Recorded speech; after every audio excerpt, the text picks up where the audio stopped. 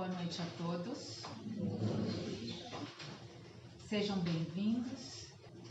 Eu convido a todos, então, que elevemos o pensamento ao nosso Pai, ao alto, relaxando os nossos corpos nas cadeiras, respirando lentamente, para que possamos fazer a nossa prece. Ó Espíritas, compreendei agora o papel da humanidade. Compreendei que quando produzis um corpo, a alma que nele encarna vem do espaço o espaço para progredir. Inteirai-vos dos vossos deveres e ponde todo o vosso amor em aproximar de Deus essa alma.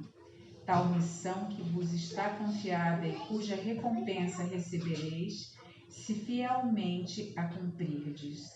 Os vossos cuidados e a educação que lhe dareis auxiliarão o seu aperfeiçoamento e o seu bem-estar futuro. Lembrai-vos de que a cada pai e a cada mãe perguntará a Deus: que fizestes do filho confiado à vossa guarda? Se por culpa vossa ele se conservou atrasado, tereis como castigo vê-lo entre os espíritos sofredores, quando de vós dependia que fosse ditoso. Então vós mesmos, assediados de remorsos, pedirei-vos seja concedido reparar a vossa falta.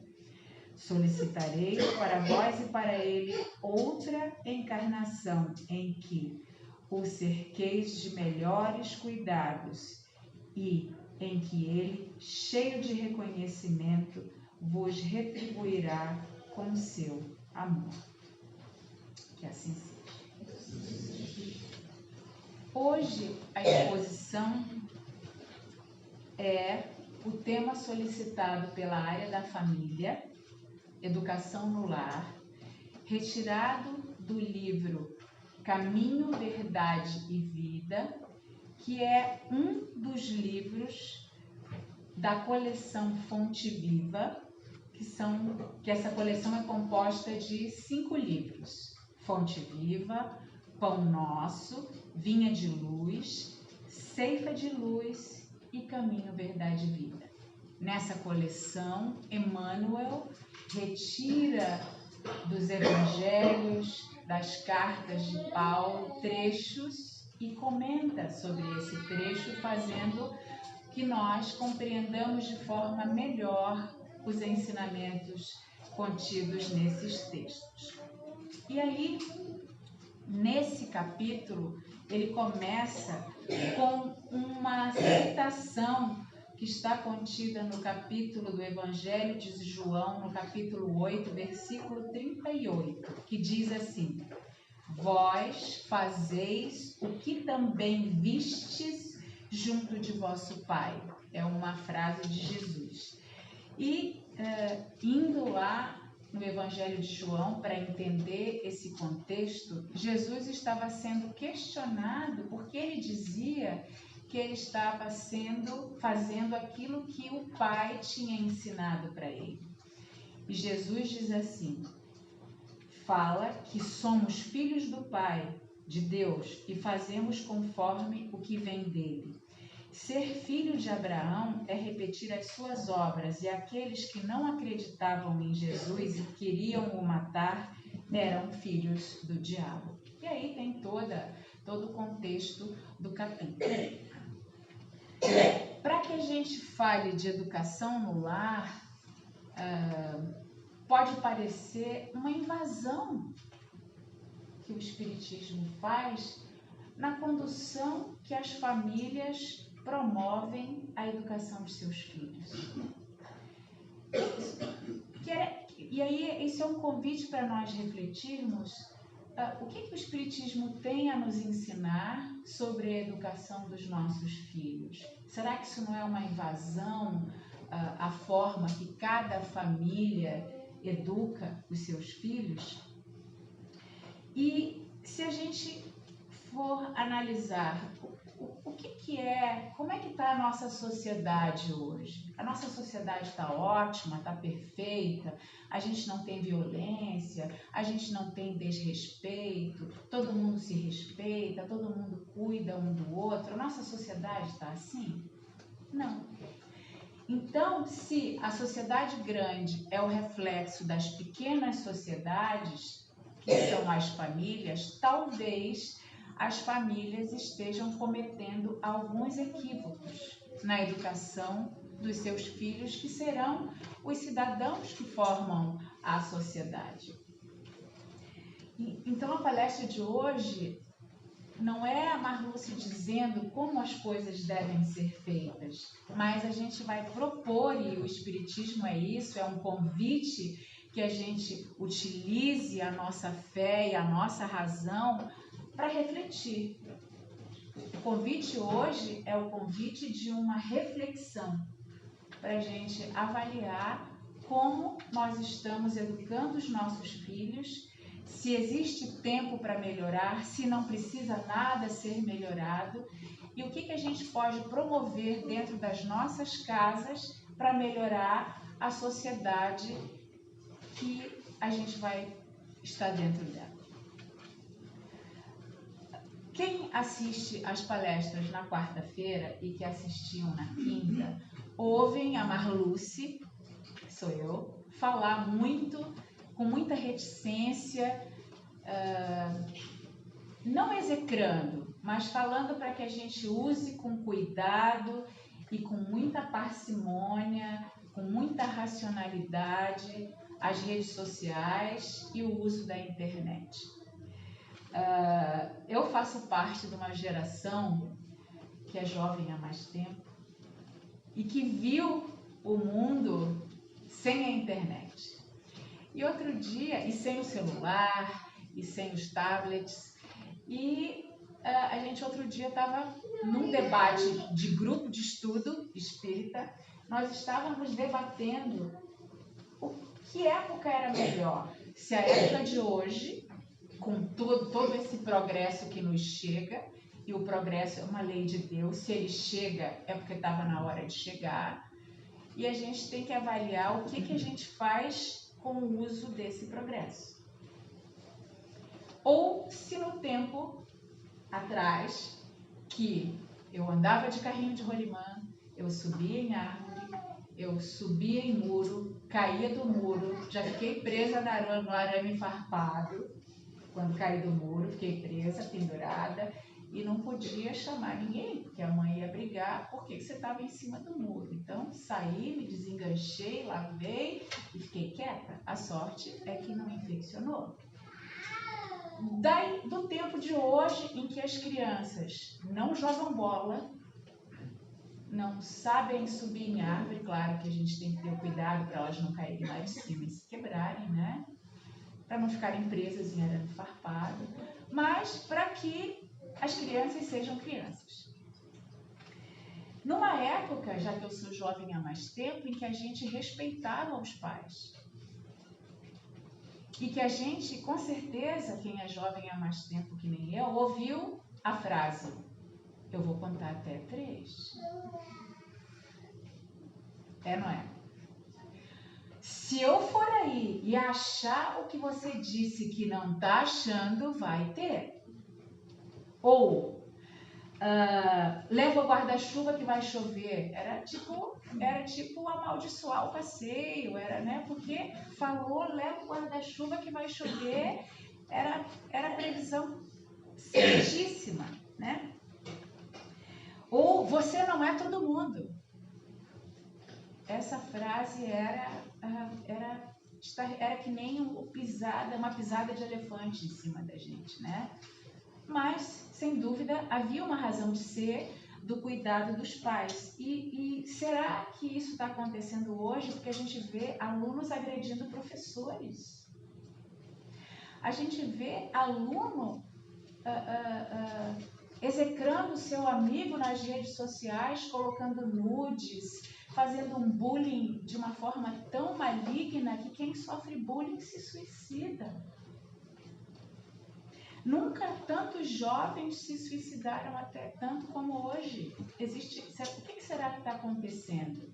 Será que isso é fruto da educação que eles estão recebendo em casa? É para a gente refletir, tá? Essa semana, falando em redes sociais, eu vi 3 vídeos com crianças extremamente educadores. E aí eu disse assim, eu vou falar desses vídeos na palestra. Um vídeo era uma criança de aproximadamente uns 3 anos conversando com a mãe dela e dizendo assim, mãe, eu fiquei com muita raiva e aí eu chorei. E a mãe disse, mas é comum a gente ficar triste e quando a gente tem uma emoção forte a gente chorar. E ele disse, então não é errado chorar? Não, não é errado chorar. Olha a lógica dessa criança. Mas mãe, então chorar quando a gente tem raiva é um sentimento? É um sentimento. E criança também, então, tem sentimento, tá, mãe? Sim, meu filho, criança também tem sentimento. Mas você me ama porque eu chorei? Mesmo porque eu chorei, você me ama? Aí a mãe disse, sim, eu te amo, mesmo você chorando. Porque você chorou, porque você fez uma coisa errada, eu te repreendi, você ficou com raiva, viu que reconheceu que fez uma coisa errada e chorou. Então, essa mãe estava ensinando ao seu filho causa e consequência. E hoje a gente vê e testemunha pais não querendo que as crianças chorem ou que não querendo que as crianças sejam contrariadas, porque isso vai traumatizá-las. A minha filha trabalha com crianças e ela tinha que fazer um determinado procedimento e a mãe disse, mas tem que ser assim, e se ele chorar? Aí a minha filha disse, não mãe, tem que ser assim. Se ele chorar, a gente segura, precisa fazer. E aí nós estamos vivenciando situações em que nós pais estamos com medo de contrariar as crianças e explicar o porquê das coisas, o porquê não. E isso começa na fase de bebê. Se um bebê dá um tapa no rosto da mãe, claro que a gente não vai devolver um tapa no rosto da criança, né? É um bebê. Mas a gente vai segurar a mão com firmeza e vai dizer, e a criança sabe, talvez ela não compreenda o significado das palavras, mas ela lê o rosto dos pais e vê que o pai ficou triste e não vai mais fazer isso. Então, isso é pedagógico, isso é ensinar. Porque existe um ditado que eu ouvi, eu acho que uma vez tinha até escrito no mural da Casa Espírita, que é assim, ensinai as crianças, repreendei as crianças para que não seja preciso punir os adultos. Então, se a gente ensina virtudes, se a gente constrói e molda o caráter, a gente ensina causa e consequência, a gente diz que se quebrar o brinquedo não vai ganhar outro, que se não arrumar o brinquedo a gente vai doar o brinquedo para outra criança. Se a gente não demonstra solidariedade com quem sofre, essa criança vai aprender a ser egoísta. E é isso que é o nosso papel. Por isso que no Evangelho diz, o que fizestes dos meus filhos que eu vos confiei para cuidar deles enquanto encarnados? E a gente vai ter de responder. Porque se eu digo não hoje, a criança vai aprender a se frustrar. Porque um dia, quando adulto, a vida vai dizer não. E quando a vida disser não, essa criança, esse adulto que não aprendeu a se frustrar, porque eu tive medo de frustrá-lo, ele vai desrespeitar o patrão. Ele, quando o namorado desmanchar com essa pessoa, ele vai se suicidar. E as estatísticas, como eu já falei em palestras anteriores, as estatísticas de suicídio estão imensas. Porque, será que, e muito jovens, será que a gente não foi forjando esse ser capaz de receber ou não, chorar como aquela criança de 3 anos e depois entender o porquê daquele não? A outra criança era uma criança de 1 ano e 7 meses, na frente de um piano, em que com aquelas mãozinhas de pãozinho de batata, assim que é, põe, de tão rechonchudinho, ele, sem alcançar todas as teclas, porque a mão não conseguia, mas ele fazia acordes com a mão direita e outro acorde com a mão esquerda, e ele iniciava uma melodia e ele fazia movimentos diferentes com uma mão e movimentos diferentes com a outra. 1 ano e 7 meses, sem nunca ter estudado piano. Provavelmente vendo os pais tocar piano, experimentando bater nas teclas. A reencarnação explica isso. Ela provavelmente foi um pianista em vidas passadas. E eu tenho um amigo que ajudou a forjar filhos de bom caráter. E quando eles eram pequenos e eles entraram na escola, ele disse: vocês têm 3 obrigações para comigo. Tirar notas ótimas na escola. 4. Praticar um esporte. Tirar notas boas no colégio. Tocar um instrumento, seja ele qual for, e falar inglês. E eles falam inglês, têm as suas profissões, um toca piano e o outro toca instrumentos de corda e falam outras línguas. Um deles fala até coreano. Então, isso é esses pais que vão construindo seres que sabem caminhar com passos firmes. Isso é a nossa responsabilidade de pais. Será que, se a gente acredita na reencarnação, como essa criança que toca piano com 1 ano e 7 meses, claro que ele não toca uma melodia enorme, mas ele já ensaia os acordes. Será que, se a gente sabe que a reencarnação existe, será que a gente está lançando sementinhas adequadas para que os nossos filhos aprendam a semear hoje para colher coisas boas no futuro? Se nós formos pais relapsos, se a gente não prestar atenção no que eles estão fazendo, se a gente não sentar com eles para ensinar, jogar, se eles não perceberem que a gente não está dando bola para eles, que a gente prefere ficar no tablet, no celular, no computador, quando eu estou na presença deles, eles vão achar que a gente não gosta deles. Que dar atenção a eles não faz diferença. A outra criança era uma criança de mais ou menos uns 6 meses, que já rola e fica de bruço. Ele estava naqueles tapetes infantis todos coloridos, cheios de brinquedos. E ele tentava alcançar os brinquedos, então ele estava sendo estimulado a engatinhar. Eu já vi situações em que bebês de 4 meses estão sentados no carrinho e tem um tablet e a criança está hipnotizada. Não tem um brinquedinho que a estimule a alcançar, a esticar a mão, a aprender a apreensão, a colocar o dedinho. Isso é educar as crianças com motricidade fina, força, psicomotricidade. E isso está tão grave porque as novas babás são tablets, celulares, computadores, né? Então, em vez de cuidar da criança, a mãe coloca o tablet, a criança fica lá hipnotizada, enquanto ela também fica no seu tablet. Ou ela vai fazer o outro serviço.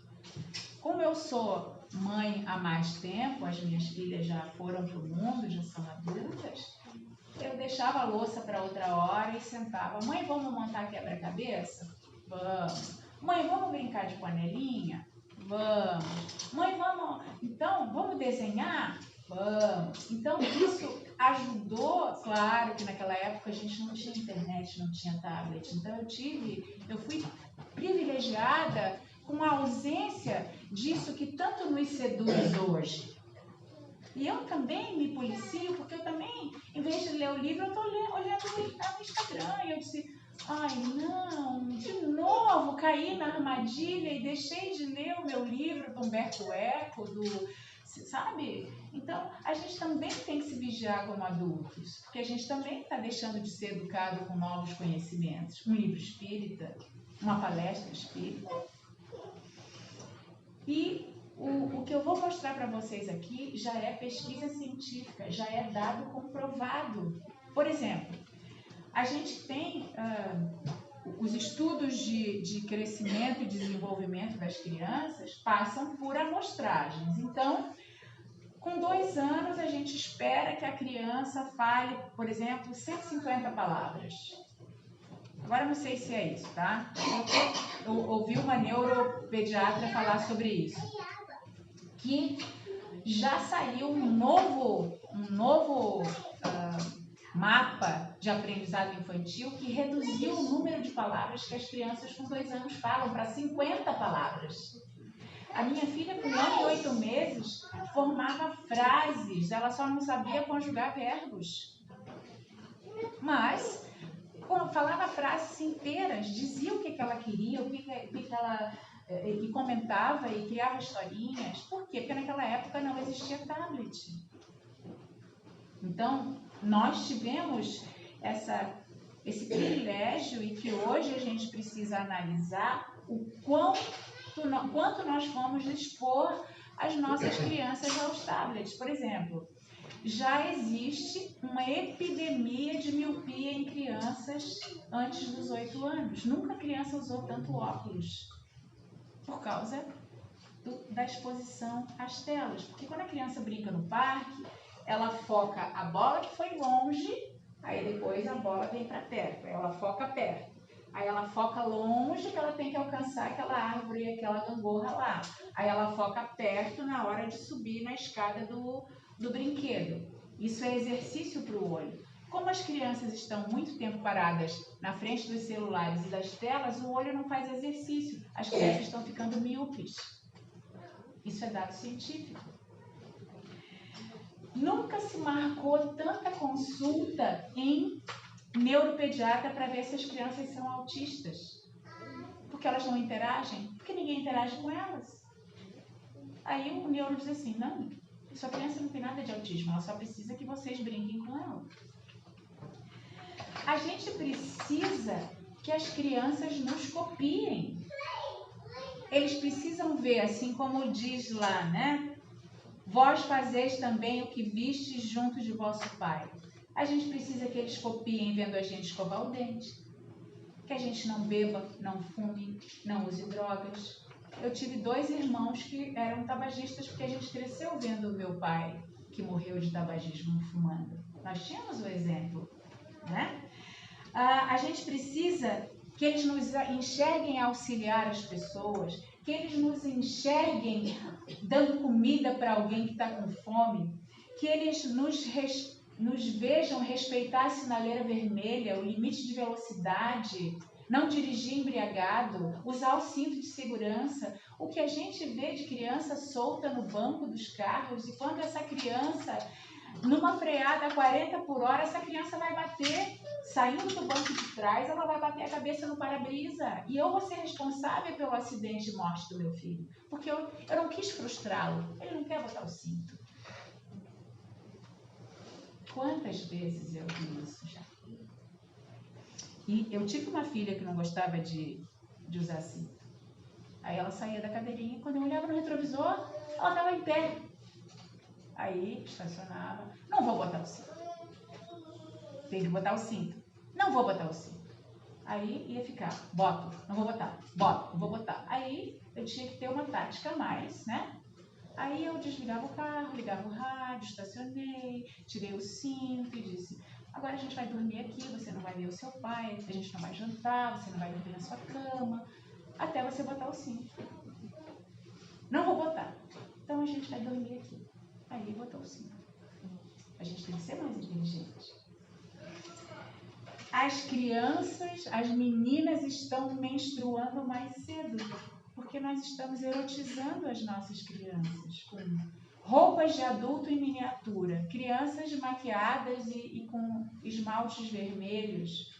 Criança tem que ser criança, usar roupa de criança, brincar com coisas de criança, para que elas...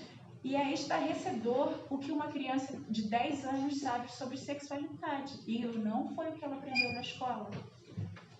São talvez as coisas que elas estão vendo e a gente não está cuidando do que elas estão acessando nas redes sociais. E eles sabem procurar e descobrir isso. E nós temos que ser vigilantes. E o relógio tá, a gente ficaria a noite inteira aqui conversando, né? Verdade, né?